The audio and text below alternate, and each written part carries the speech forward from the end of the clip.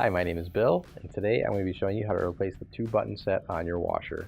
The reason why you might have to do this is because the buttons are broken or they're not working properly.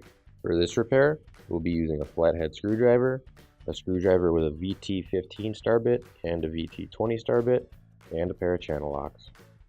Warning: before doing any repairs, please disconnect your power source. So this will be the washer that we're using for this demonstration. It's a Kenmore. And keep in mind yours at home might be a little bit different than what we've got here, but the same technique should still apply. First thing we're going to do is we're going to shut the water off. And now we're going to get our washer turned around. And now we're going to disconnect the hoses. So we're going to use a pair of channel locks and turn them. And you might also want to make sure you have either towels or a bucket standing by, because there will most likely still be water in your lines.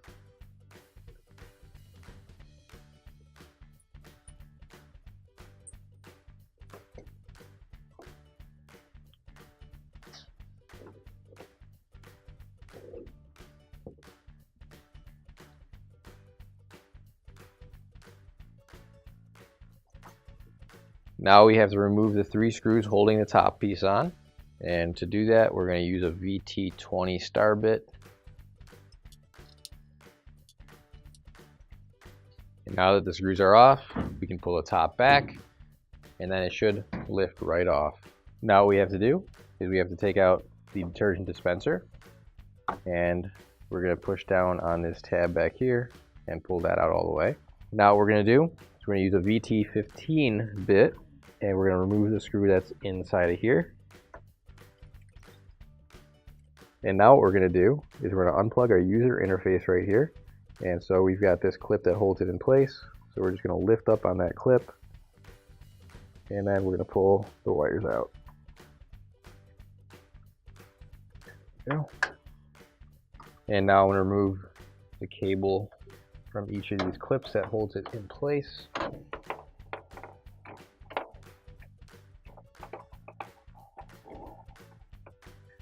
So now what we're going to do is we're going to open up our washer door, and we're going to push up in the middle here, and that'll release another tab that holds it in the middle. And then on this side over here, there's another tab locking it in place on the inside. So this tab right here, and all we're going to do is just push in on it, and that should release the control panel the rest of the way. And what we're actually going to have to do is there are a couple of places where it's clipped in, so you can lift up on it like that, and it should pop off. We'll just pull this cable through the hole here, like so. So now we have to remove this user interface from the front panel here. So what we need to do is there are a bunch of tabs all along the edge, which we need to release. So I'm using this flathead screwdriver, and what you're going to want to do, you're just going to want to lift up slightly so it doesn't fall back into place. There's one kind of hidden back here too, and all along we're just going to keep lifting like so.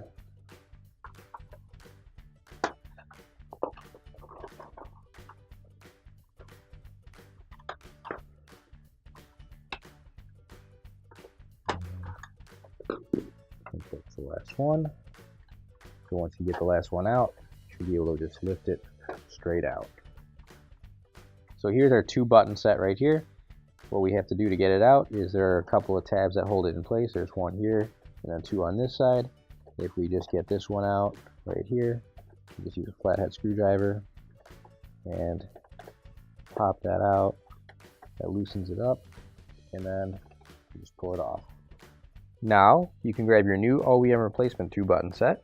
If you don't have one already, you can find it on our online store. And to put it in, you'll see there are a couple of locking tabs right here, and those will go into the holes. And then the final one snaps into place like that. Now we're going to put the user interface back into our front panel. And what you want to do is just make sure everything is lined up to where their tabs go right there. And just push everything down so the tabs snap back into place.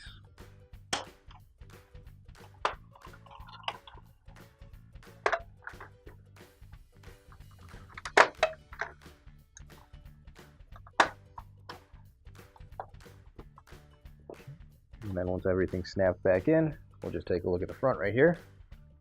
Make sure all of our buttons are in the proper spot. This one's not, so we just want to shift that over a little bit if we can. So we're just going to grab onto this piece right here.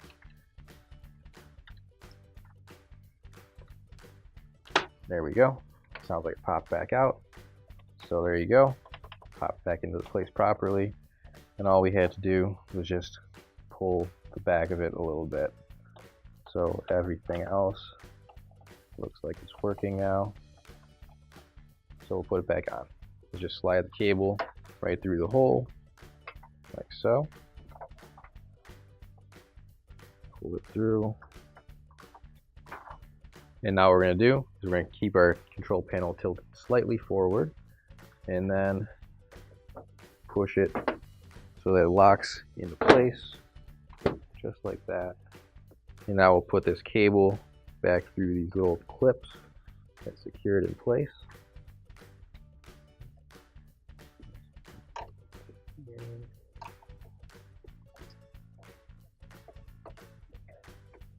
And now I can take our cable here and plug it back into the control board, like so. There we go.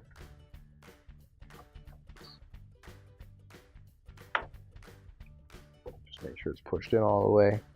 And now we'll put this screw back into place here. And we can put our dispenser drawer back in.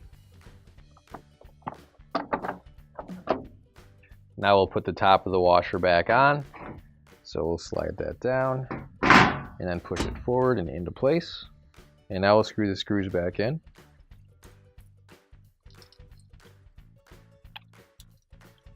And now we can reattach our water hoses.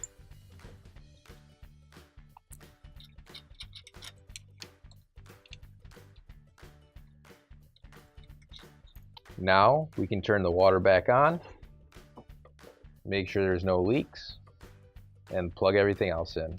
Finally, don't forget to plug in your appliance.